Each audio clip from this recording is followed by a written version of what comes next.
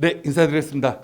제가 여의도에서 왔는데요. 아까 교대에서 여의도 갔는데 올림픽대로가 다 통제가 됐더라고요. 그래서 원래 제가 늦는 사람이 아닌데 거기 이제 NH투자증권이라고 거기서 설명회를 진행을 하는데 와, 생각보다 너무 오래 걸려서 1시간 50분이 걸렸어요. 근데 이제 중앙대 앞을 지나가는데 와, 중앙대가 저렇게 멀어 보이는 건 오늘 이제 처음이었고요. 그다음에 이제 거기를 지나고 여의도가 바로 앞에 보이는데 길이 갈래가 두 가지인 거예요. 이제 하나가 통제가 돼갖고 길이 노량진 쪽으로 가야 되나? 아니면 다시 강을 대교로 넘어가서 다시 이제 원효대교를 넘어가서 강북 쪽으로 갔다가 다시 마포대교를 넘어가야 되나? 내비가 두 개가 시간이 똑같대요. 그래서 그걸 가지고 한참 고민을 하다가 일단 저는 그냥 노량진으로 갔죠. 왜냐면 원효대교가 조금 더 빠르, 지금 원효대교를 건너가는 게 조금 더 빠르다라고 하는 거예요. 그래서 제가 이게 내비가 이렇게 나오면 사람들이 다 이쪽으로 가겠구나 라고 생각을 하고 노량진 쪽으로 싹 빠졌죠. 그랬더니 예상 시간보다 15분이 빨라지더라고요. 제가 이 말씀 처음에 왜 드리냐면 우리가 수시 원서를 쓰거나 수능 공부를 하거나 여러 가지 고민을 할 때 우리가 남들하고 똑같이 생각을 하면 뭔가가 조금 잘못되는 경우가 되게 많이 생겨요. 특히 우리가 이제 대학 입시는 상대평가인 거잖아요. 그러다 보니까 이제 우리가 준비를 할 때 마지막에 조금 다른 생각을 좀 해봤으면 좋겠다라는 말씀을 처음에 드리면서 이제 그 다음 얘기를 한번 해보도록 할게요.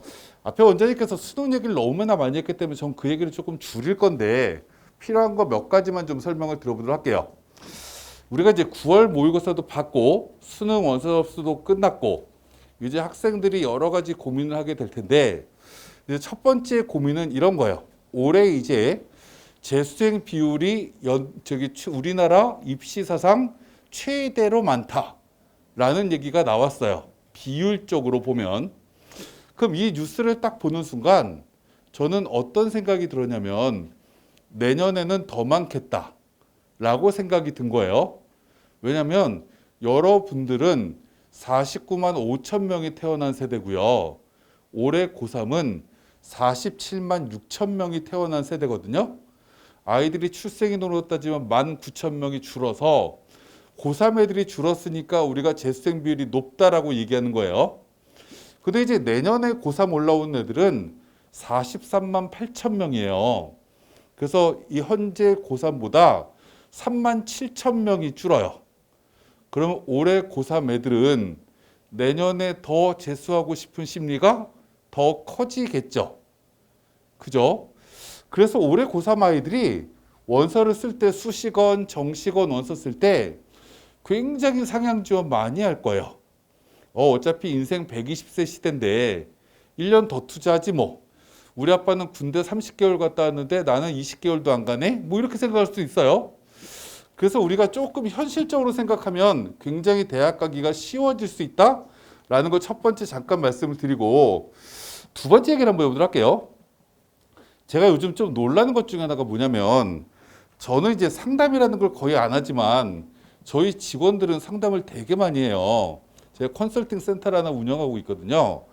거기 저희 직원 지금 8명에서 상담을 하고 있는데 자꾸 무언가를 애들이 들고 와요. 질문할 걸 저한테 막 들고 오는데 제가 좀 보는 것 중에 조금 느낌 있는 거 하나가 뭐냐면 이게 아이들이 수능 성적이 생각보다 안 높아요. 올해 고3 아이들이. 그걸 우리는 뭐라고 얘기를 하냐면 이 아이, 나도 안 높은데?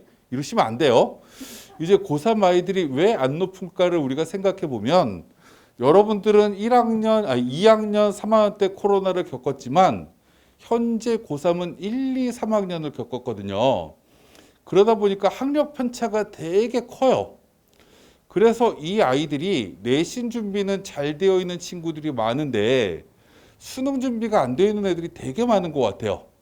그래서 제가 그걸 예를 한번 들어보도록 할게요. 제 굉장히 친한 고등학교 때 친구가 저기 목동 쪽에 자사고인 양정고등학교 3학년 부장이에요. 제가 7월 7일 날 설명회를 갔거든요. 딱 갔더니 제 친구 놈이 뭐라고 얘기하냐면 우리 학교 320명 작년하고 똑같은데 내신이 1.0에서 1.99 안에 드는 다시 얘기하면 앞에 숫자가 1등급 대 아이들이 작년에는 7명이었는데 올해는 15명이다? 라고 얘기하는 거예요. 그래서 저는 그 얘기를 딱 듣자마자 아이들의 편차가 되게 크구나 라고 생각이 들어서 제가 두 번째 질문했죠. 야, 1.5등급 안에 드는 애는 몇 명이야? 라고 질문했더니 7명이래요. 그래서 그 다음 질문했어요. 야, 니네 자사고니까 그 애들은 대부분 다 1등급이 맞겠네? 라고 얘기를 했더니 아니래요. 이 새끼들이 내신은 되게 좋은데 수능 체제를 잘 못 맞춰갖고 미치겠대요. 이런 얘기를 제가 지금 경기고등학교에서도 들었고 되게 많이 들었어요. 그럼 제가 이 얘기를 왜 하냐면 실제로 우리가 수시원서를 쓸 때 학생들은 여러 가지 부류로 나뉘어요. 내신이 좋은 친구들은 내신 갖고 대학을 가려고 하죠. 그럼 이 친구들은 어떤 생각을 하게 될까라고 질문하면 의대나 치대나 이런 대학은 수능 최저가 4개 요구하는 대학들이 꽤 있어요. 그럼 4과목을 해야 되겠죠. 근데 이 대학 일부 이런 학과 빼고는 3과목을 준비한 애들이 대다수일 거예요. 약학과를 준비해도 그렇고 뭐 중앙대나 이화여대 약학과 빼면 대부분 다 3과목 수능 최저거든요. 그 뭔가 하나를 빼고 준비해야 되는 거죠. 어떤 친구들은 2과목만 수능 최저를 준비해요. 이렇게 생각하는 아이들이 많아진 것 같아요. 그럼 이 얘기를 제가 처음에 하는 이유는 그러면 학생들 간의 성적의 변동폭은 올해 되게 커질 것 같다라는 예감이 너무나 많이 드는 거예요. 우리가 70일 동안 모든 친구가 수능을 4과목을 모두 다 공부하고 앉아있으면 성적 올리기가 되게 어려워요.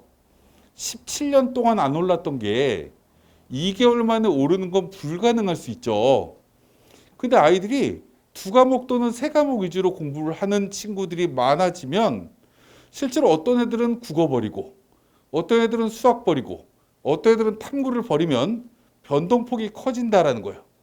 이게 올해 환경에 되게 큰 특징일 것 같다라는 말씀을 드리고 여기 지금 학생들은 재수생일 거고 어머님들은 고3 학부모님들이죠. 고3 학부모님들 한번 손 들어볼까요? 네. 알겠습니다. 몇 분 이제 손 드시는 게 부끄러워서 안 드시는 분도 있을 거라고 생각하고 그래서 이제 섞어서 좀 얘기를 좀 하도록 할게요. 우리가 이제 고3 학부모님들 꽤 있으니까 우리가 원서를 쓰는 걸 좀 얘기를 한번 해보려고 해요. 첫 번째 시작을 한번 해보도록 하겠습니다. 작년에 우리가 교과 전형 고3 친구들 많이 썼어요. 재수생들은 교과 전형 원서를 잘 안 쓰려고 해요. 왜 그럴까라고 질문하면 여기는 수원이고요. 경기, 수원, 인천, 서울 쪽에 있는 대학은 교과 전형의 상당수가 추천 전형인 거죠. 그럼 추천서를 못 받잖아요. 에이씨 교과 안 써. 이렇게 생각하는 친구들이 대부분일 거예요. 그래서 제가 올해 지금 초에 저희 직원들한테 시킨 게 하나 있어요. 야, 우리 학원에 교과 전형이 재작년에는 몇 명 붙고 작년에 몇 명 붙었냐? 라고 계산을 해봤더니 재작년에는 저희 학원이 5,200명이 있었는데요. 5,200명 중에 교과 전형으로 붙은 애가 170명이었어요. 근데 작년에는 학생 숫자가 4,800명쯤 있었거든요. 한 400명쯤이 줄어들었었는데 이 애들 중에 교과로 붙은 애가 29명이에요. 그래서 줄어든 비율이 거의 20%만 남고 80%가 줄어들어 버렸어요. 뭐야? 이러면 안 되지. 라고 해서 제가 오늘 저희 직원들한테, 저번 주에 저희 직원들한테 미션을 하나 줬어요. 야, 금요일 날 이 원서접수 마감인 대학교가 있다? 그리고 토요일 날 마감인 대학교가 있어. 근데 토요일 날 마감인 대학은 학생들이 모두 다 집에 있을 수 있으니 배제하고 금요일 날 마감인 대학교까지가 건국대 뭐 등등의 여러 가지 대학이 있는데 거기까지는 경쟁률을 계속 서치하자. 그리고 토요일 날 이 날짜도 재수생들이 관심이 없을 수 있으니 이 대학들을 경쟁률을 보면서 어디가 미달날 것 같다라는 얘기를 이제 원장들이나 이쪽에다가 다 토스해 주자 라고 제가 얘기를 했어요. 이 얘기를 한 이유가 뭐였냐면 작년에 저희 학원에, 아니, 저희 회사에 다니고 있는 직원 중에 전산 담당하는 친구가 있어요. 저쪽에 뭐 해커들이 막 공격하고 이런 거 막는 임원애가 하나 있는데 걔 딸내미가 저쪽에 도봉구의 창문여고라는 고등학교를 다니는데 진짜 해맑아요. 세상 물정을 몰라요. 내신이 5.5등급이고요. 수능은 준비를 해본 적이 없어요. 고3인데. 근데 인서울을 가겠대요. 해맑죠. 그래서 뭘로 갈 거야? 라고 질문했더니 어떻게 갈 수 있지 않을까요? 라고 얘기를 해요. 근데 갈 수 있는 방법이 없죠. 아무리 생각을 해도. 그래서 제가 걔 아빠한테 불렀어요. 야, 원서접수 마지막 날 그냥 내 사무실로 와. 그래서 점심을 너가 사고 점심 먹고 나서 경쟁률을 우리 같이 보자. 노트북을 들고 와야 된다. 라고 얘기를 하고 나는 가톨릭대부터 가천대로 쭉 찾을 테니 넌 홍대부터 계속 거꾸로 올라오면 돼. 한양대 에리카부터 이렇게 쭉. 그래서 경쟁률이 낮은 데를 하나하나씩을 모두 다 찾는 거야. 그래서 찾았어요. 그래서 제가 맨 처음에 딱 찾았더니 명지대학교 아동학과가 보여요. 야, 여기 하나 쓰고 저쪽에 한성대가 또 보여요. 야간이 보여요. 경쟁률이 낮아요. 야, 야간 써. 이렇게 얘기했더니 걔 아빠가 에이씨, 어떻게 야간을 써요? 이렇게 얘기를 해요. 그 제가 뭐라고 했냐면 전화를 했어요. 한성대에다가. 야, 니네 야간 없을 거지. 이렇게 했더니 없앨 거래요. 1, 2년 안에. 없앤대. 써. 라고 해서 뭔가 이렇게 쓰게끔 했어요. 그때 놀랍게도 3개 붙었어요. 지금 얘기한 2개랑 저쪽에 의정부에 있는 대학 안정으로 하나를 쓴 대학이랑. 그래서 명지대 아동학과를 등록을 했어요. 등록을 했더니 부도는 안 돼요.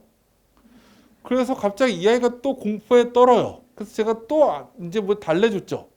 옛날에 서남대 의대가 없어졌을 때 전남대, 전북대, 원광대 의대 갔다 걔들이 다. 그때 이 아이가 그럼 나 이화여대 가요? 이렇게 질문을 해요. 그래서 명지대는 부도 안 나라고 얘기를 해줬죠. 어찌됐건 지금 신나게 학교 다녀요. 첫 번째 제가 교과 얘기를 하는 거예요. 교과 얘기를 예를 들면서 하는 건데 우리는 좀 생각을 한번 해봐야 되는 게 있어요. 작년에 입시 결과를 발표했어요. 모든 대학교가 어디를 가면 찾을 수 있냐면 어디 가라는 사이트를 들어가면 찾을 수 있어요. 찾을 수 있는데 우리가 고3만 지원할 수 있는 대학은 고3만 지원 가능하죠. 근데 이런 규정이 없는 대학은 재수생도 지원 가능해요. 여기에 우리는 또 하나가 있어야 되죠. 뭐가 있어야 되냐면 추천 인원이 제한이 있으면 고등학교에 가서 내가 별로 친하지도 않았던 3학년 부장한테 혹시 남는 거 없어요? 이렇게 물어봐야 돼요. 못 물어보겠죠. 그럼 그런 대학 안 쓰면 돼요. 어떤 대학은 추천 인원 제한 없는 대학이 있어요. 이런 대학교는 먼저 집어넣으면 돼요. 그냥. 그리고 대학에다가 저 집어넣었어요. 라고 얘기하시면 돼요. 근데 이런 대학교가 작년 입시 결과가 좋았냐 안 좋았냐라고 질문하면 모든 대학교가 작년 교과 전형이 굉장히 입시 결과가 좋았어요. 왜 좋았다라고 제가 얘기하냐면 경쟁률이요. 10대 1 미만인 대학교가 거의 없었어요. 작년에. 그 대학교는 이화여대랑 연대. 우리 어차피 지원 못해요. 고3 재수생들은. 거기 빼고는 모두 다 10대 1이 넘었어요. 아, 그러면 작년 입시 결과가 포화예요. 그럼 이걸 보면서 우리는 와, 여기는 굉장히 작년에 입시 결과가 이렇게 잘 나왔구나. 나 못 쓰겠구나. 라고 재수생이 생각해야 되는 게 아니에요. 방금 얘기했지만 조건만 맞으면 쓸 수 있어요. 이게 첫 번째. 두 번째 얘기를 하도록 할게요. 오늘은 자료 갖고 얘기를 안 하고 예를 몇 가지를 들어드리려고 해요. 예를 들면 여기 이제 수원이니까 저쪽 용인 쪽에 가면 단국대라는 대학이 있어요. 거기에 해마다 입시 결과가 그 대학쯤 되면 바뀌어요. 그럼 예를 한번 들어보도록 할게요. 이 단국대 홈페이지 들어가서 작년 입시 결과랑 재작년 입시 결과를 이렇게 비교를 해보면 작년에는 정치 외교학과가 빵꾸 났어요. 수학교육과도 점수 되게 낮아요. 또 이제 어떤 학과 되게 낮아요. 근데 그 전년도 거를 이렇게 봤더니 정치외교는 점수가 되게 좋았고요. 상담학과가 빵꾸 났었어요. 근데 작년 입시 결과 보니까 상담학과는 점수가 되게 좋아요. 다시 얘기하면 이 입시 결과가 해마다 들쭉 날쭉 들쭉 날쭉 해요. 왜냐면 우리 고3 친구들은 입시를 처음 치러 보거든요. 어머님 아버님도 대부분 아이가 한 명이다 보니 처음 치러 봐요. 그래서 우리가 어저께 제가 제일 짜증났던 것 중에 하나가 뭐냐면 오래간만에 집에서 TV 좀 보려고 했더니 계속 태풍만 나와요. 에이씨 뭐하지? 그리고 계속 이제 뭐 핸드폰 들고 뉴스만 봤어요. 우리가 근데 사람들이 입시 결과를 뉴스 보듯이 해요. 태풍이 오니까 우리가 조심해야죠. 어저께 9월 5일 날 태풍 왔어요. 내년 9월 5일에도 태풍 와요. 이렇게 얘기하면 미친 거 아니야? 라고 얘기해야죠. 근데 왜 작년 입시 결과를 보고 우리는 거기에 순응하고 있죠? 라는 건 정말 이상한 거예요. 교과전형은 쓰셔야 돼요. 내가 정시로 가기가 어렵다라고 생각되는 대학 중에 조건이 맞는 대학은 쓰셔야 돼요. 안정이라고 생각되는 대학도 써야 되는 경우가 생기죠. 제가 또 작년에 그 아이를 보냈더니 갑자기 이 자식이 저희 직원 얘기하는 거예요. 지 조카를 또 갑자기 제 전화번호를 몰래 가르쳐줬어요. 저 철웅 삼촌 조카인데요. 이렇게 갑자기 보냈어요. 저게 뭐야? 그랬더니 그 이철웅 상무의 조카래요. 저쪽에 경기도 광주의 초월고등학교래요. 전 처음 들어봤어요. 그래서 아씨 얘도 내신 안 좋으면 어떡하지? 난 얘 엄마 아빠 모르는데. 그런데 다행히 내신이 2.19 등급으로 되게 좋아요. 근데 학교가 초월고등학교 못 들어봤죠? 저도 잘 못 들어본 학교예요. 그러니까 수능 성적이 안 나와요. 그래서 이 아이가 내신 갖고 대학 가겠다는 거예요. 국민대를 쓰면 되겠죠? 무슨 과? 라고 했더니 저쪽에 무슨 임산 쓰겠대요. 그래서 왜? 라고 질문했더니 자기는 거기 붙으면 된대요. 숭실대도 쓰겠대요. 제 딸이 아니니까 안정을 2개나 쓰겠다는데 제가 말릴 이유가 없죠. 그냥 잘한다 가만히 있었어요. 그때 이 아이가 그 다음에 질문하는 거예요. 건대도 쓸 거예요. 라고 질문해요. 얘기를 해요. 저한테 이렇게 얘기를 해요. 수능 최저가 올해 없어져서 성적이 더 좋아지겠죠? 라고 저한테 질문해요. 제가 아니? 라고 얘기를 했어요. 수능 최저가 없어진다라고 해서 내신 성적이 더 좋아진다라는 보장은 없다. 왜요? 그건 뚜껑을 열어봐야 돼요. 옛날에 수능 최저가 이렇게 없어졌을 때 내신이 폭락한 대학이 되게 많아요. 예를 들면 작년에도 한양대학교 수능 최저 없어요. 거기에 작년에 화공과는 2.4등급짜리가 들어갔어요. 작년에. 왜 2.4등급까지 떨어졌나요? 그 전년도에 1.07이었거든요. 내신 등급이. 너무 높아 보이니까 애들이 안 쓰고 다 피한 거예요. 작년에 1등이었던 학과가 생명공학과예요. 1.07이 얘가 기록했어요. 1등. 왜 기록했나요? 그 전년도에 1.4였어요. 만만하니까 거기 쓰는 거예요. 1.07이 거기를 왜 쓰나요? 수능 체제를 못 맞출 것 같으니까 약대나 의대를 막 쓰고 싶은데 하나는 안정으로 써야죠. 그래서 거기쯤 하나 썼던 것 같아요. 그래서 아이가 다른 데 다 떨어지고 붙은 거죠. 몇 명 안 뽑으니까 그런 애들이 2~3명만 나와도 성적이 그렇게 만들어져요. 건대 써! 라고 얘기를 했죠. 그때 이 아이가 작년 입시 결과를 이렇게 보더니 추천서를 받아야 되겠다면서 작년에 나왔던 산업공학과, 식량자원, 작년에 2.3등급짜리 내신이 제일 낮은 내신이었거든요. 그 학과 4개를 골라요. 지내신이 2.19등급이니까 2.3은 붙겠지? 그래서 제가 뭐라고 했냐면 거기 쓰면 100% 떨어진다? 라고 얘기했어요. 2.3을 보고 2.1이 다 오면 어떻게 할 건데? 라고 얘기를 했죠. 그러면 건대 쓰라면서요? 라고 얘기하길래 작년에 2등급짜리 학과 써. 제가 거꾸로 이렇게 얘기를 했죠. 저 2.19인데요? 야, 건대를 2등급짜리가 붙으면 딴 데 도망가는 게 정상적이지 않니? 이렇게 얘기를 했죠. 교과는 이렇게 생각하시면서 마지막에 원서 쓰시면 돼요. 경쟁률이 낮은 쪽을 생각하시면 돼요. 그 다음에 종합 이제 논술은 좀 이따 설명을 한번 들어보도록 할게요. 근데 이제 우리가 아까 원장님께서 얘기하시는 걸 말씀하신 걸 제가 쭉 들었는데 나갈 때까지 좀 기다렸어요. 그래서 나가셨어요. 그래서 이제 하나씩 좀 예를 한번 들어보도록 할게요. 아까 뭐 점수가 오르면 인생이 바뀐대요. 인생 안 바뀌어요. 시험 못 봐도 돼요. 솔직히.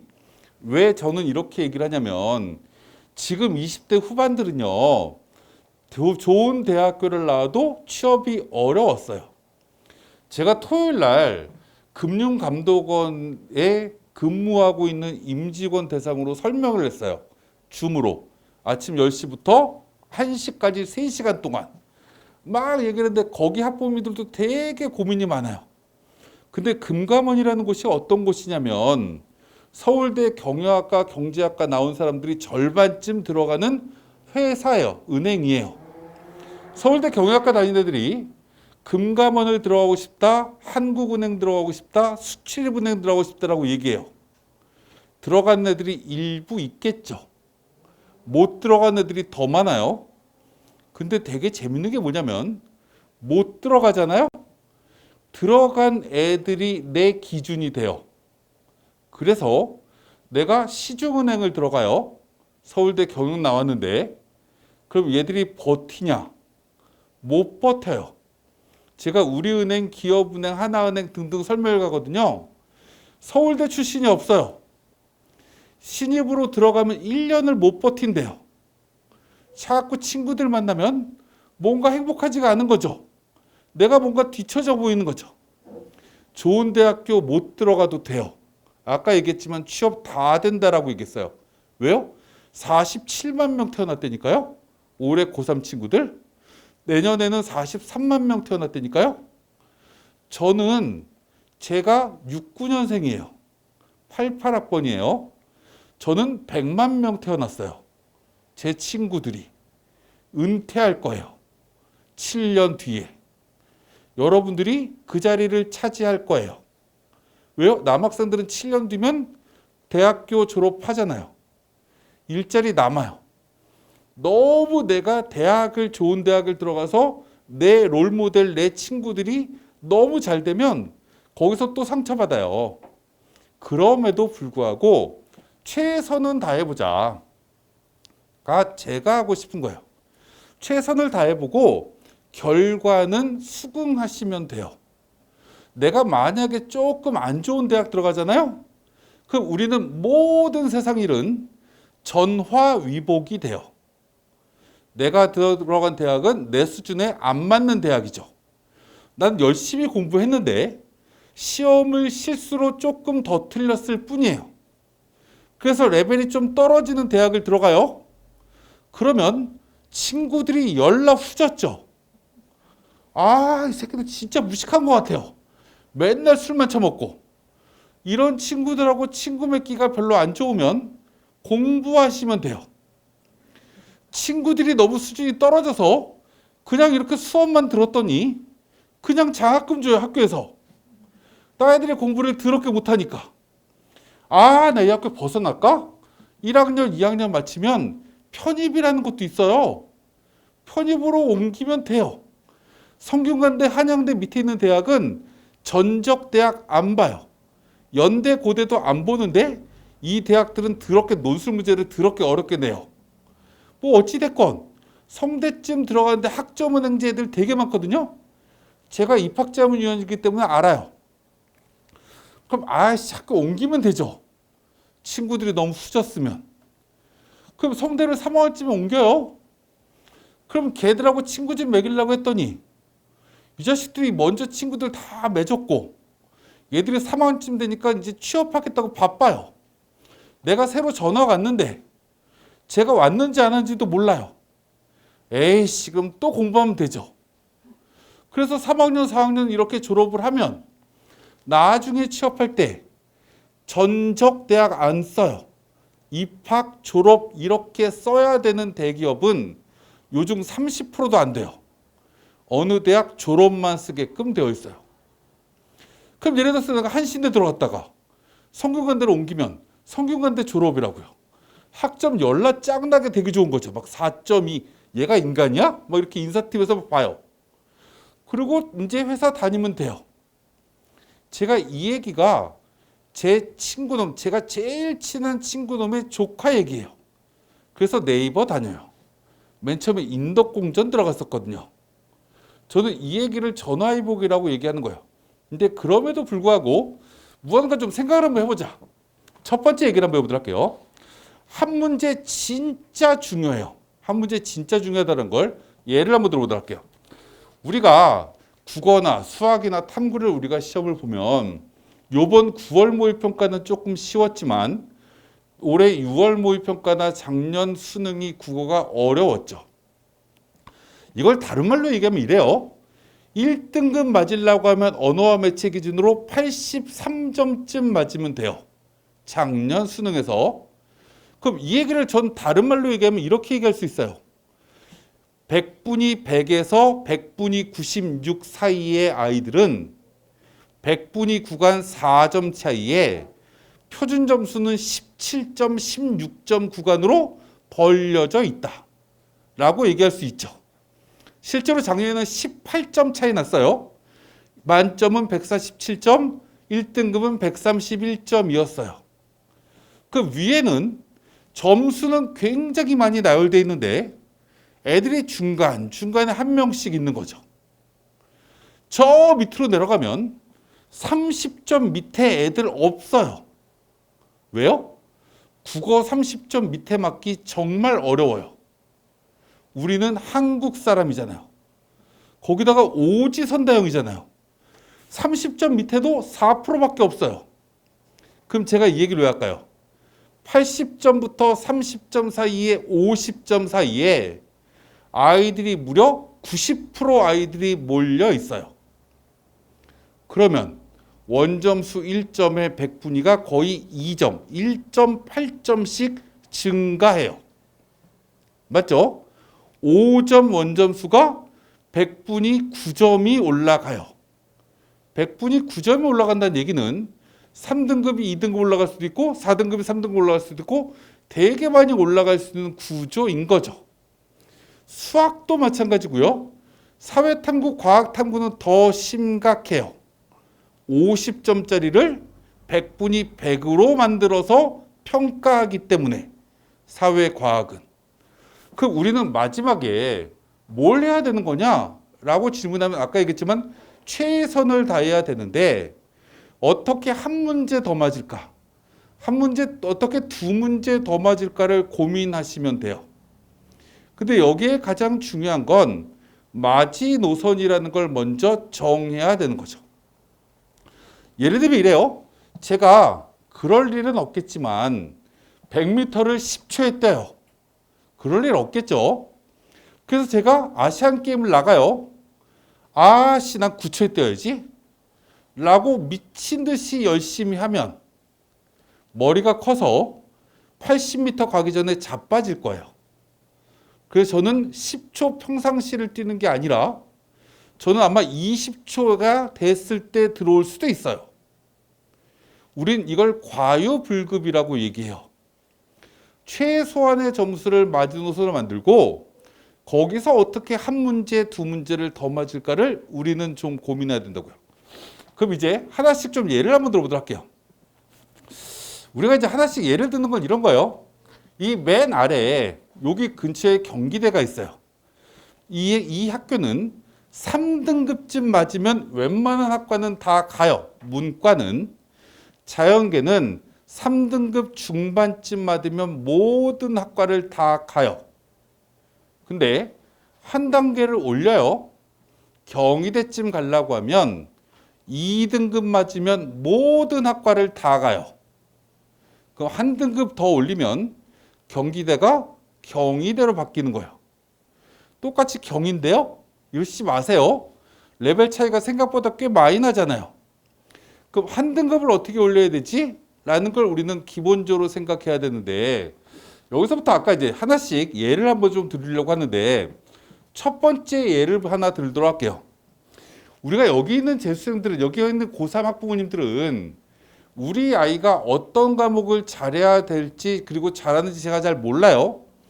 근데 우리가 아까 제가 마지노선이라고 얘기했어요. 2등급쯤 안에 드는 애들은 국어, 수학, 영어, 탐구 다 중요하다라고 얘기할 수 있어요. 제일 여기서 중요하지 않은 과목은 영어예요. 라는 걸 다 동의하실 거예요. 근데 이제 3등급쯤 되는 친구는 오히려 영어가 더 중요해요. 왜요? 영어를 반영하지 않는 대학은 없어요. 두 번째, 꼭 반영하는 과목이 뭐냐라고 질문하면 문과, 사회탐구, 이과, 과학탐구를 반영하지 않는 대학은 거의 없어요. 그러면 두 번째 중요한 건 탐구예요. 세 번째, 국어나 수학은 반영이 안 될 수 있어요. 뭐 한신대건, 성결대건, 강남대건, 용인대건 이 레벨을 얘기하는 거예요.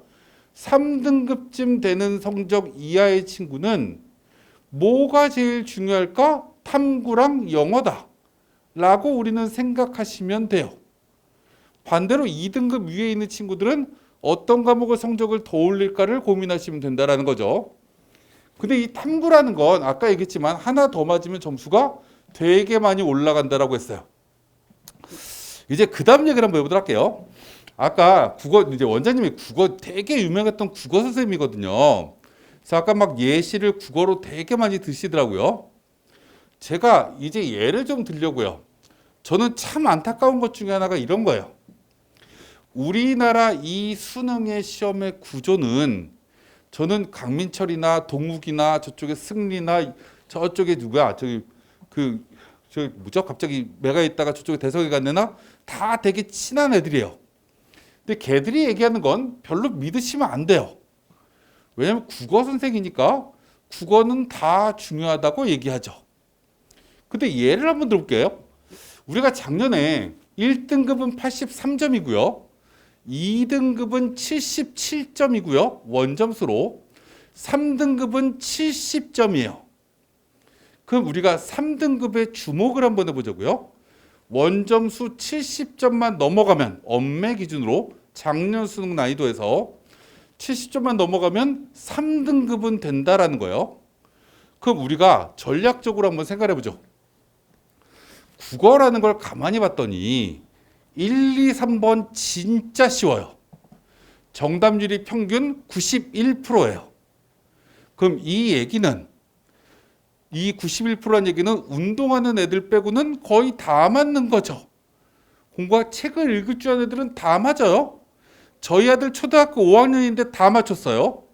저도 깜짝 놀랐어요. 와, 얘 수능 보게 할까? 고민이 들었었는데 1, 2, 3번 쉬워요. 그 다음에 18번부터 이제 문학이 시작돼요. 문학이 시작되는데 정답률 50% 미만의 문제가 최근에 한 문제, 제일 많이 나왔을 때가 두 문제예요. 이거 어렵게 나온 문제가 50% 미만이 두 문제 이상 나온 적이 없어요. 문학은 점수 주려고 하는 거죠. 언어와 매체도 50% 정답률 미만의 문제는 두 개밖에 안 나와요. 반면 화법과 작문은 세 개 나와요. 왜 화법과 작문이 더 많이 나올까요? 라고 질문하면 표준 점수의 최고점을 맞춰주기 위해서. 근데 어찌됐건 두 개쯤 어려워요. 그 우리가 최대치로 생각하죠. 진짜 어려운 거 한 4문제쯤 나온다. 4개를 찍죠. 그럼 하나는 맞겠죠. 그잖아요? 오지선다형에서 4개 찍었는데 하나도 못 맞는 애는 20%밖에 없어요. 내가 거기에 해당될 리가 없어요. 그러면 여기에서 틀릴 건 3개예요. 비문학 14개를 만약에 한 문제도 못 풀어요. 그래서 1번으로 다 찍었어요. 그러면 또 3개 맞을 거예요. 왜? 14문제니까. 그럼 여기에서 싹 다 하면 몇 개를 맞아야 정상이냐면 31개를 맞아야 정상이에요. 비문학을 하나도 못 풀어도. 몇 문제 중에요? 45문제 중에서. 이러면 원점수로 몇 점이 나올까요? 라고 질문하면 72점 또는 73점이 나와요. 비문학을 하나도 공부 안 하고요. 그리고 이 문학이랑 이 언매나 화작에서 어려운 거 4개를 틀린다고 가정해요. 찍어서 하나만 맞춰서 3개 틀린다고 가정하자고요. 이렇게 해도 우리 아이는 72점이 나와요. 근데 놀랍게도 아까 제가 3등급 커트라인이 70점이라고 했어요. 그럼 이 얘기를 반대로 하면 우리나라 학생 중에 77%는 70점을 못 맞아요. 왜 그러지? 라고 생각해 보면 이유는 간단해요. 누가 45문제를 다 풀라고 했어요? 문제를 45개를 줬을 뿐이에요. 이것 중에 몇 개를 맞추냐는 여러분들의 능력인 건데 다 풀려고 하다 보니 문학이랑 선택 과목 쉬운 걸 빨리 풀려고 해요. 왜요? 어려운 걸 푸는데 시간을 확보하기 위해서. 그래서 쉬운 거를 틀려요. 실수로. 어려운 건 어려워서 못 맞춰요. 이러니까 망하는 거죠. 그냥 문학이랑 언어와 매체만 완벽하게 다 문제 풀어야지. 니들은 45문제 풀어라. 나는 31문제만 풀게. 라고 해도 70점 나온다고요. 왜 나는 그렇게 공부하는지 이해를 잘 못하겠어요. 이것만 마지막에 완벽하게도 3등급은 나와요. 왜 비문학을 지금 남아있는 2개월 동안 들어서 내가 17년, 18년 동안 못했던 걸 지금 하면서 18을 하냐고요. 쉬운 것만 하자니까요. 수학은 더 재밌어요. 수학은 놀라운 사실이 하나 있는데 수1에서 정답률이 제일 낮은 문제가 23%예요. 수2에서는 4% 하나, 10% 하나, 24% 하나예요. 미적에서는 10% 하나, 23% 하나 이렇게 돼서 정답률이 23% 미만의 문제는 6개가 나와요. 미적이나 기하는 똑같아요. 그럼 우리가 생각해 보자고요. 2등급쯤 수준에 되는 아이는 2등급쯤 되는 수준 아이는 23%짜리 문제 맞춰야 정상이지 않나요? 3등급 수준의 아이는 23%짜리 정답률을 보이는 문제는 이게 다 주관식이잖아요. 이 문제를 맞출 수도 있고 틀릴 수도 있는 거죠. 근데 23% 문제를 모두 다 틀리고 4%, 10% 문제를 다 틀려봐야 6개밖에 안 틀려요. 그래서 실제 작년 수능에서 2등급이었어요. 23% 안에 드는 문제만 싹 다 틀려도. 그러면 3등급 수준 아이가 틀려야 되는 건 6개라서 2등급 맞아야 돼요. 근데 실제로는 9개 틀려서 3등급 받아와요. 왜 그러죠? 라고 학생들한테 질문해요. 더하기를 빼기로 봤대요. 젠장. 계산 실수로 틀려요. 왜요? 긴장해서 그런가 봐요. 두 번째, 풀 수 있었던 문제인데 갑자기 100분이라는 시간에서 내 사고가 멈췄어요. 시험이 딱 끝나고 나니까 풀 수 있었는데 이런 문제가 한두 문제씩 나와요. 왜 그럴까요? 라고 우리가 생각을 좀 해봐야 된다는 거죠. 아까 제가 마지노선 얘기했어요. 제일 중요한 것 중에 하나를 우리는 생각을 한번 해보면 기본 점수만 맞으면 생각보다 성적이 되게 잘 나오는 거예요. 우리가 여기서 하나를 생각해 보죠. 오늘도 제가 NH투자증권에서 그런 얘기를 했어요. 사람은 60일, 70일 뒤의 일을 기억하지 못하는 게 정상이에요. 이거를 우리가 유추해 보려고 하면 지금부터 70일 전의 사건을 기억해 보시면 돼요. 오늘이 9월 6일이니까 8월, 7월, 6월 30일 날 내가 무엇을 했는지 생각나는 사람. 이렇게 질문하면 생각이 안 나요. 갑자기 손 들어요. 우리 엄마 생일이라 가지고요. 제가 학원을 끝나고 케이크를 사가지고요. 뭐 어떻게 했어요. 기억나는 친구들이 있어요. 그때 엄마랑 대판 싸워가지고요. 하고 갔다 10시 20분에 집에 갔는데 엄마가 짜증나게 해갖고 새벽 2시에 들어갔어요. 그 사이에 뭐뭐뭐 했어요. 기억날 수 있어요. 왜 기억날까요? 일상생활이 아니라서 기억나요. 근데 여러분들은 남아있는 72일을 또 일상생활 하실 거예요. 책상에 앉아서 열심히 공부해야지. 일상생활이에요. 이렇게 매일매일 일상생활을 70일 동안 하면 열심히 공부한 거예요. 저쪽에 용산에 계신 분처럼. 근데 인기는 없어요. 성적은 안 올라요. 모든 건 티가 나야 되는 거예요. 수능은 특히 이건 열심히 하는 게 중요한 게 아니죠. 우리가 지금 수학 문제를 푸는데 못 풀겠다. 문제를 딱 읽었더니 이런 문제를 지금 70일밖에 안 남았는데 그 문제를 알려고 노력하는 건 미친 짓이에요. 왜요? 그 문제 말고도 풀 문제가 얼마나 많은데. 지금 여러분들이 해야 되는 건 문제를 딱 봤을 때 이거 풀 수 있을까? 라고 생각되는 문제만 완벽하게 해결해 나가시면 돼요. 이걸 하루에 10개씩 해결해 나간다고 만약에 가정하면 나중에 이게 완벽하게 다 해결되면 나중에는 이게 못 풀겠다. 이런 문제가 풀 수 있을 것 같기도 한데 이런 날이 올 수 있어요. 10월 20일쯤 되면. 지금은 풀 수 있을까? 라는 생각되는 문제를 풀어야죠. 풀었더니 풀려요. 풀 수 있을까 고민됐었는데 풀리네.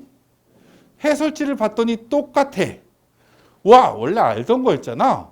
라고 기분이 좋아서 넘어가요. 이러시면 안 돼요.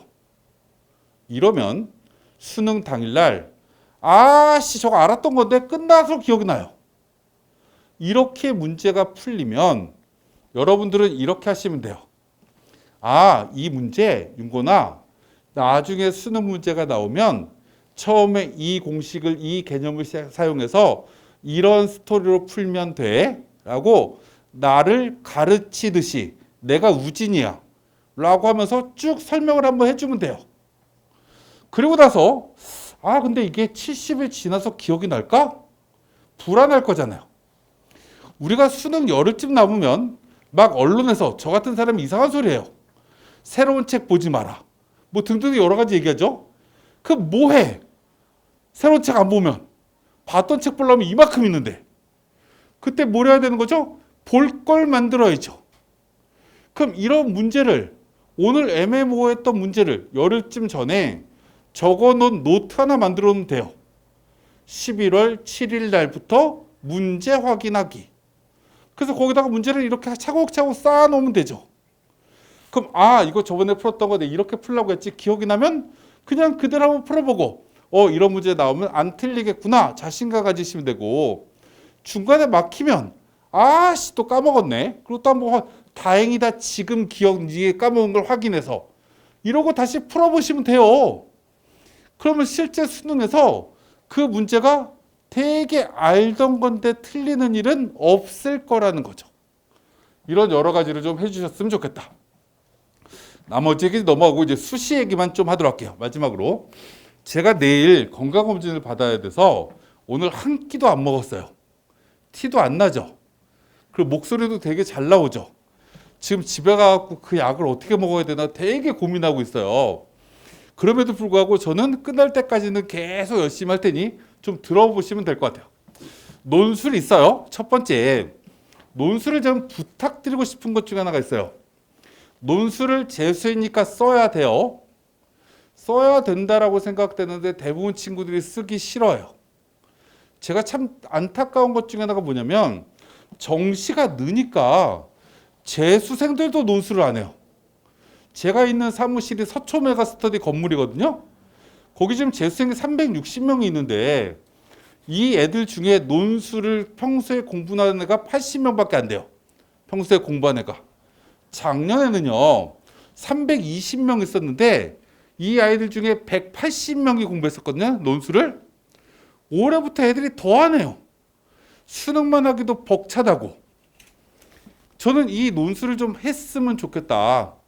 근데 이제 예를 한번 들어보도록 할게요. 우리가 문과 친구들이나 이과 친구들이 어떻게 써야 될까는 여러 가지 고민을 한번 해보셔야 되는데 자기가 맞는 대학교를 쓰는 게 가장 중요하죠.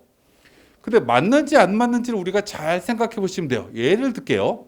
아주대라는 대학이 요 옆에 있어요. 아주대 제가 입학팀장도 되게 친하고 처장도 잘 아는데 작년에 처음 맡으신 분들이에요. 근데 아주대가 어느 수준의 대학이지? 라고 우리가 생각을 해보면 평균 100분위 에버리지가 85보다 살짝 내려가는 학과들이 대부분이에요. 자연계도. 그러면 수학을 2등급쯤 수준 맞는 친구들이 아주대를 쓰면 진짜 경쟁력이 있는 친구라고 우리는 얘기할 수 있죠. 그럼 2등급 커트라인이 뭐지? 라고 질문하면 6개 틀리는 거라고 아까 얘기했어요. 수학을 6개 틀리는데 보편적 틀리는 방법은 하나, 3개, 2개예요. 그죠? 만약에 어떤 대학교가 저쪽에 성균관대 이런 대학교가 똑같이 이렇게 2등급쯤 애들이 쓰면 만족하는 대학이라고 하면 성균관대는 수원, 수투밖에 안 나오거든요. 그러면 하나 틀리고 3개 틀리는 아이가 쓰면 성대 하위권 학과 쓸 수 있을까? 이렇게 고민하시면 돼요. 수원, 수투만 나오니까. 미적까지 나온 학교는 6개 틀리면 된다. 아주대 수준의 대학은. 이렇게 생각하시면 돼요. 성균관대 쓰는 애들은 1등급짜리 애들이 아주대 논술을 잘 안 쓸 거예요. 3개 이상을 틀리는 거죠. 3개를 틀리려고 하면 수투에서 2개, 미적에서 하나. 이게 일반적 틀리는 방법이에요. 그럼 수투를 2개쯤 틀리는데요. 수원은 다 맞고 이 수준의 아이가 성균관대 공학계열 전기전자 쓰면 무난한 수준의 친구예요. 이렇게 판단하고 논술 준비하시면 돼요. 준비를 한다기보다 논술을 지원하시면 돼요. 문과 친구는 문제 보고 해볼만 하다라고 생각하시면 하시면 돼요. 제가 왜 이렇게 얘기하냐면 못 써도 진짜 너무 못 써요. 문과 애들. 성대 제가 입학처장한테 한번 조사해보라고 했어요. 논술로 합격한 애들한테 비결. 놀라운 사실이 내가 어떻게 붙었는지 모르겠다가 80%가 넘어요. 이게 문과 애들이에요. 성대만 그러냐? 모든 대학이 다 그래요. 그래서 이 논술로 애들을 뽑는데 학력이 검증이 안 된다. 이게 대학들의 고민이에요. 그렇다라고 해서 여러분들이 모범 답안을 딱 보고 이렇게 쓰는 거구나. 그 과거 기출문제를 보고 한번 써봤더니 난 4차원인데? 라고 하시면 그 대학은 안 쓰시는 게 맞아요. 그럼 자료 해석 쪽으로 쓰시거나 수학 문제 나온 학교를 쓰시거나 이런 거 고민하시면 돼요. 한양대 상경계열 확률과 통계 문제 나와요. 그럼 이과 애들이 안 넘어오겠죠. 확통 요즘 안 배우니까. 그러면 문과 애들이 수학을 잘하는 애들이 있을까요? 수학 잘하는 애들이 한양대 논술 쓸까요? 요즘 문과 애들은 수학 트라우마가 있어요. 공부를 해도 3등급이야. 뭐 좀만 하면 4, 5등급이야. 이러니까 수학 논술을 본다라는 거에 되게 거부감이 있어요. 문제를 딱 읽어보고 이거 수능 문제랑 비슷한데? 한번 해볼까 하면 하시면 돼요. 이게 기본적인 하나의 방법이다. 수능 전이 조금 경쟁률이 낮다. 뭐 이거랑 그 날짜에 많은 대학교가 보는 학교가 낮다. 이건 뭐 다 아시니까 넘어가도록 하고 이거 나중에 거 보시면 되고, 나중에 이제 또 하나 보시는 것 중에 하나가 이제 이런 게 있어요. 우리가 생각을 한번 해보셔야 돼요. 아까 제가 말씀드린 것 중에 교과 전형을 보실 때요. 교과 전형 경쟁률이 첫날부터 되게 잘 나오는 학과들이 있어요. 경쟁률이 막 높게 나온 학과. 그런 학과들은 뭐냐면 대부분 작년에 빵꾸 났던 학과들이에요. 입시 결과가 안 좋았던 걸 보고 사람들이 거기밖에 쓸 데가 없으니까 그 학과를 막 몰라요. 그런데 쓰지 말라고 했어요.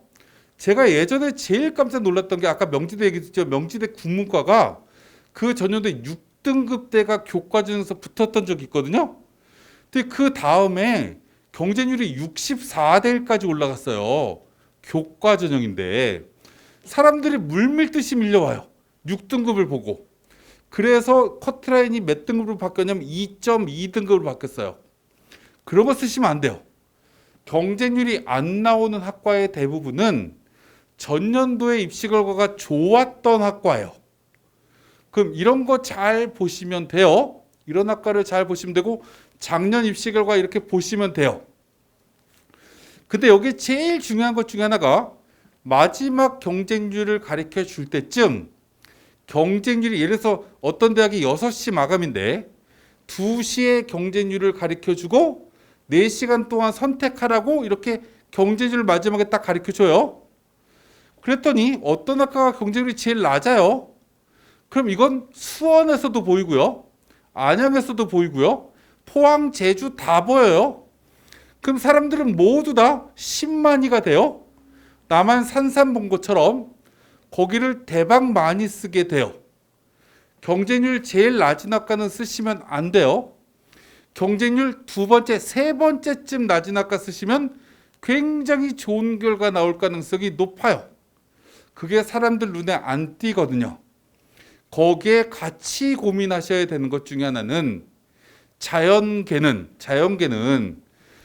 선호도가 높은 학과가 추가 모집이 굉장히 많이 일어나요. 예를 들면 전기전자, 화공, 생명공 이런 학과들이 추가 합격자, 다른 대학으로 빠져나간 인원이 되게 많다라는 거예요. 밑에 과 뭐 토목공학과 뭐 이런 학과들은 안 도망가요. 그렇겠죠. 하위권 학과를 자연계들이 쓴다라는 얘기는 에이 그냥 나는 대학 간판만 가지고 취업 따위 상관없고 우리 아빠가 사업해. 그래서 나 이 대학만 들어가면 돼. 라고 생각하는 이과 애들이 하위권 학과를 들이밀어요. 또는 그 학과를 쓰는 이유가 전과가 잘 되는 대학일 수도 있어요. 뭐 동국대학교나 저쪽에 가천대학교나 여기 경기대나 이런 데는 들어가기만 하면 2학년 때 전과 다른 과로 막 할 수 있거든요. 숭실대도 마찬가지고. 그런 데는 밑에 학과도 실제로 이제 뭔가 경쟁률이 높게 나올 수 있지만 보통 경쟁률이 비슷하게 나오면 추가 합격자가 하위권 학과가 적게 나와요. 그러니까 우리가 경쟁률이 비슷하면 인기 학과 높여 쓰는 게 맞을 수 있어요. 작년에 제일 많이 돌았던 학교가 한양대 생명공학과예요. 거기가 6바퀴 돌았어요. 그러니까 이런 거 우리가 생각하시면 되고, 그럼에도 불구하고 문과는 그런 거 없어요. 문과는 학과 따위를 불문하거든요. 그래서 어떤 학과가 많이 돌지는 예측하기 어려워요. 그래서 경쟁률이 괜찮게 이렇게 있으면 조금 낮아 보이는 학과 쓰시는 게 오히려 낫고요. 여기에 조금 더 심도 있게 연구를 하셔야 되는 분들은 고3 학부모님들은 추천 전형이 되게 많으니까 첫날 경쟁률이 높은데 마지막에 경쟁률이 별로 안 높은 학과를 적극적으로 노리세요. 첫날, 둘째 날 경쟁률이 높은 학과를. 왜냐하면 첫날, 둘째 날 원서를 먼저 집어넣는 분들은 그 대학은 안정이라고 생각하고 집어넣는 거예요. 내가 수시를 6장이나 들고 있는데 팔이 무거운 거죠.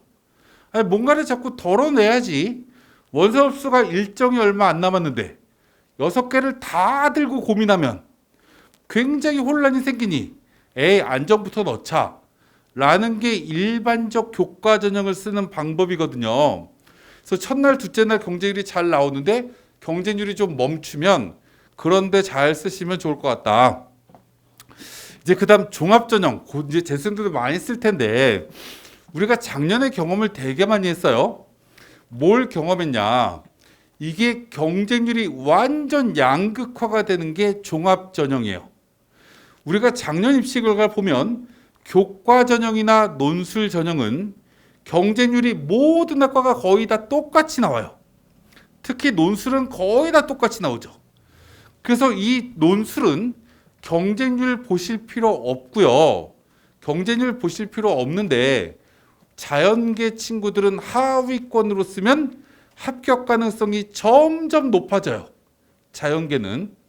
근데 문과 친구들은 그렇지 않아요. 문과 친구들이 논술 쓸 때 제일 지양해야 되는 학과는 철학과예요. 사학과예요. 이게 논술 점수가 제일 높아요. 제가 서울에 있는 대학교를 17개 대학을 입학자문위원을 해봤기 때문에 이구동성으로 하는 얘기예요. 문과는 수능 전에 보는 학교, 연대거나 서울시립대거나 이런 데는 위에 학과 쓰시는 게 좋아요. 문과 친구들은 당연하겠죠. 문과 친구들은 수능 전에 논술 보는 학교를 쓸 때 뭔가 그 대학을 절대로 못 갈 것 같으니까 쓸 거 아니에요. 근데 너무 높은 학과를 쓰려고 하면 심리적 불안감이 생기죠. 그래서 자꾸 낮추고 싶어요. 문과는 학과 저항력이 별로 없기 때문에. 자연계 친구들은 위에 있는 학과가 추가 모집이 좀 돌 수 있는데 그럼에도 불구하고 경쟁률이 워낙 높으니까 하위권으로 쓰시는 게 좋겠다라는 말씀드리고 일단 종합전형으로 넘어가면 요즘 종합전형에 전공 적합성을 보냐라고 질문하면 보는 대학도 있고 안 보는 대학도 있는데요. 대부분의 대학들, 상위권 대학들, 중상위권 대학은 안 봐요. 보는 학과는 정해져 있어요. 본다라는 건 경쟁률이 제대로 나오는 학과는 내신의 변별력을 찾기가 어려우니 전공 적합성까지 봐요. 근데 하위권 학과로 내려가면 전공 적합성을 맞출 애들이 없어요. 특히 올해 고3 친구들 아까 얘기했지만 기본적으로 고1, 고2, 고3 모두 다 코로나 시국에서 학교 다녔어요. 그 애들이 하위권 학과 이 전공 적합성 맞추기 어려운 학과는 매칭시킬 수 있는 방법이 별로 없어요. 그럴 때 우리가 고민해야 되는 것 중에 하나, 자연계 친구들은 지구과학과 관련된 학과는 웬만하면 쓰지 마세요. 생명과학과 관련된 학과는 쓰지 마세요. 경쟁률 높아요. 그걸 제외한 학과를 쓰시는 게 좋을 거고요. 문과 친구들은 건국대, 동국대 밑으로 내려가면 수학 관련된 학과들이 제일 경쟁률이 낮아요. 경제학과, 통계학과, 거기다가 또 회계학과 이런 학과들 애들 안 쓰려고 해요. 왜요? 내가 수학 싫어서 문과 왔는데 수학 좋아서 문과 온 애들은 저 상위권에 있어요. 서울대, 영대, 고대 갈 애들은 있지만 밑으로 이 동국대, 건국대쯤 내려오면 애들이 다 수학 트라우마 있다고요. 고등학교 때도 수학 때문에 상처받았는데 대학까지 가서도 수학에 상처받기 싫어요. 그래서 이런 학과쯤을 뭔가 경쟁률 잘 보시고 밀어 넣는 것도 한번 잘 보시기 바라고, 올해 이제 그 자소서 안 쓰는 대학 되게 많으니까 자소서 안 쓰는 대학을 좀 유별나게 좀 보세요. 고3 애들은 그럼에도 불구하고 자소서 쓰는 대학을 되게 좋아하더라고요. 왜요? 그걸로 본인의 어필하고 싶어서인 것 같아요. 제가 그걸 이제 조금 반증하는 게 저희 센터에서 자소서 참석을 하고 있는데 매출이 생각보다 잘 나오기 때문에 그래요. 그러니까 이건 자소서 안 쓴 대학은 제 수생 입장에서는 굉장히 뭔가 쓰기 편하니까 그거 나중에 경쟁률 보시면서 쓰셨으면 좋겠다. 마지막 논술 가지고 좀 얘기를 한번 해보도록 할게요. 아까 제가 잠깐 얘기를 했지만 이 논술이라는 게 이제 어떻게 써야 될지 아까 잠깐 말씀드렸는데 두 번째 한번 얘기를 한번 해보도록 할게요. 우리가 대학을 선택을 할 때요, 서울 쪽에 있는 대학을 가면 좋겠다 라고 생각하는 게 일반적이에요. 근데 제가 아까 말씀드렸지만 요즘에는 취업은 다 된다라고 얘기를 했어요. 그럼 본인이 좋아하는 일을 찾는 것도 굉장히 의미 있겠죠. 저는 27살에 대학을 졸업해서요, 지금 54살까지 27년 동안 사회생활하고 있어요. 한 10년쯤 지나면 저 회사 그만두겠지? 라고 생각해요. 그럼 37년 근무한 거예요. 근데 여러분들은 직장 생활 하려고 하면 27살부터 직장 생활하면 아마 70, 80까지 해야 될 거예요. 120살 살 거기 때문에. 그러면 좋아하는 일 하셔야 돼요. 저는 생각보다 별로 지겹지 않아요. 제가 은퇴하는 날은 언제냐면 제 목소리가 안 나오는 날일 거예요. 우리가 뭔가 하고 싶은 일을 재밌게 하면 별로 어렵지 않아요. 그래서 좋아하는 일을 하셨으면 좋겠는데, 논술 경쟁률 쭉 보면 이제 재밌는 것 중에 하나가 뭐냐면 서울에 있는 상위권 대학교 경쟁률 꽤 높게 나와요. 근데 밑으로 내려가면 진짜 경쟁률이 안 나오는데, 우리가 밑으로 내려갔을 때 하나 고민해야 되는 것 중에 하나가 뭐냐면 내신의 변별력 우리가 좀 보셔야 돼요. 예를 들면 이런 거요. 광운대가 작년엔 안 그랬지만 재작년까지 논술 문제가 되게 쉬웠어요. 쉽다 보니까 이게 점수 차이가 얼마 안 나요. 그래서 광운대를 들어간 애들은 모두 다 내신이 굉장히 중요한 영향 요소가 됐어요. 그래서 내신, 우린 재수이니까 비교 내신 되는 대학은 비교 내신이 되는데 어떻게 적용하지? 이런 것도 확인하셔야 되고요. 그래서 내신에 감점이 없는 대학교를 잘 살펴보셔야 된다가 첫 번째. 두 번째, 우리가 수능 최저라는 걸 우리가 또 하나를 얘기를 하려고 하는데, 우리가 또 하나 생각해야 될 게 중앙대를 가만히 봤더니 작년에 실질 경쟁률이 5대 1이에요. 5대 1이라는 얘기는 최초 경쟁률이 48대 1이었거든요. 그럼 10%밖에 수능 최저를 못 맞췄다라는 얘기가 되겠죠. 경영학과도 마찬가지고요. 근데 자연 계열은 약 20% 정도가 수능 최저를 맞췄어요. 수능 최저 있는 학교는 이 정도 수준의 변별력이 아이들을 떨어뜨리는 효과가 생기기 때문에 수능 최저 있는 것도 잘 한번 보셔야 되고요. 제가 이제 올해 초에 갔던 대학교 중에 조금 의미 있는 대학 하나만 잠깐 얘기를 하도록 할게요. 올해도 신설된 학과들이 좀 있어요.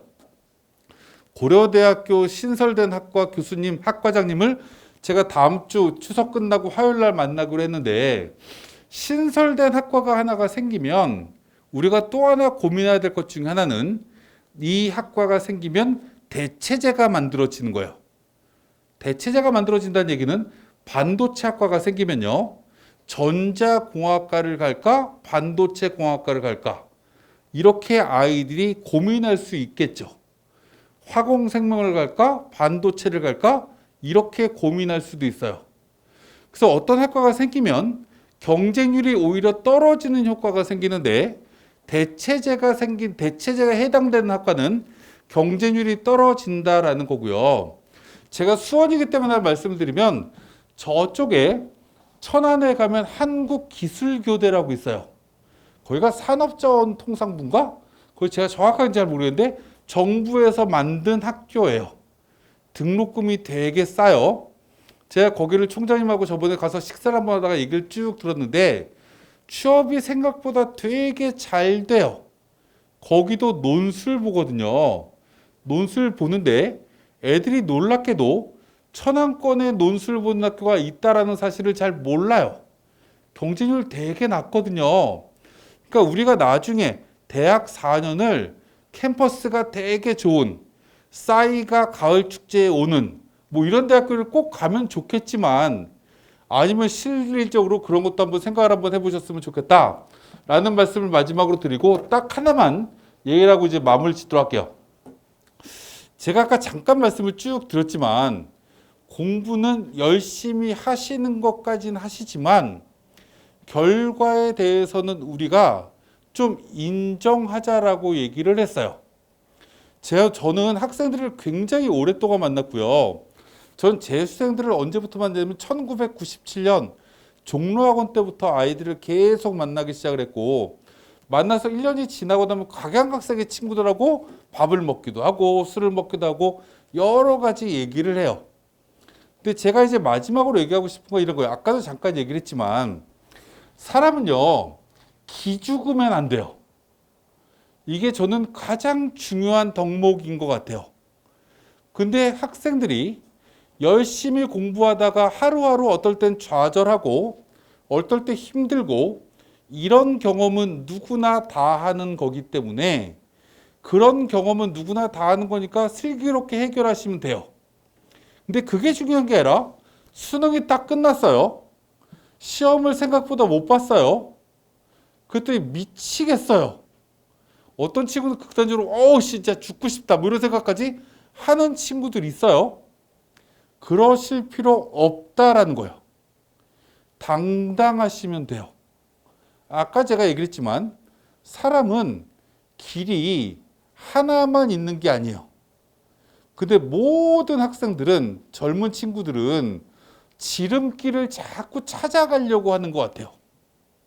지름길이 아니더라도요, 굉장히 다양한 방법으로 목표까지 도달할 수 있거든요.